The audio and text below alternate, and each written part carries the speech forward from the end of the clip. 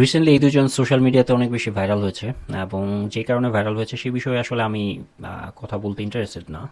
আমি আসলে roasting video বা এই টাইপের ভিডিও বানাই না, বাট তাদের এই ঘটনাটা থেকে দুই তিনটা জিনিস শিক্ষণীয় আছে আমাদের জন্য।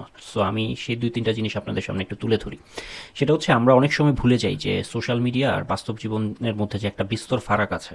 হ্যাঁ, সোশ্যাল মিডিয়াতে কেউ এসে দুইটা সুন্দর সুন্দর কথা বলে মানেই যে সে আসলে তার বাস্তব জীবনেও ঠিক সেই রকম, এটা কিন্তু সবসময় সত্য না। তাদের দুজনের এই ঘটনা কিন্তু আমাদেরকে ওই জিনিসটা আবারও মনে করিয়ে দিল। আচ্ছা, ২ নম্বর লেসনটা আরও বেশি ইম্পর্ট্যান্ট আমাদের জন্য। সেটা হচ্ছে, আপনি যদি মন থেকে সৎ না হন কিন্তু আপনি সৎ মানুষ হওয়ার অ্যাক্টিং করেন, হ্যাঁ, আপনি যদি ফেক অ্যাক্টিং করেন তাহলে কিন্তু আপনি দিন শেষে এক্সপোজড হয়ে যাবেনই যাবেন, আপনি কিন্তু ধরা খাবেনই খাবেন। এই দুজনের এই ঘটনাটা কিন্তু আবারও আমাদেরকে চোখে আঙ্গুল দিয়ে এই জিনিসটা দেখিয়ে দিল। আর ৩ নম্বর লার্নিংটা সবচেয়ে বেশি ইম্পর্টেন্ট, সেটা হচ্ছে time is the best healer. অর্থাৎ মানুষের জীবনে মানুষ একটা ভুল করার পর সে যদি আবার তার ভুলটা শুধরে স্বাভাবিক জীবনে ফেরত আসতে চায়, তাহলে সময় কিন্তু তাদেরকে সেই সুযোগটা দেয়।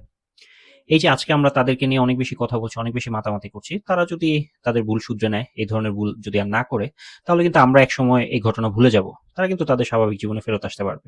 সো এই জিনিসটা কিন্তু আমাদের জীবনেও সত্য। আমাদের জীবনে মাঝে মধ্যে এমন অনাকাঙ্ক্ষিত ঘটনা ঘটে, মনে হয় যে আমাদের জীবনটা সেখানেই শেষ। কিন্তু সময়ের সাথে সাথে কিন্তু আমরা আবার সেই জায়গা থেকে কামব্যাক করতে পারি, ফিরে আসতে পারি। সো ভিডিওটা এই পর্যন্তই শেষ করছি।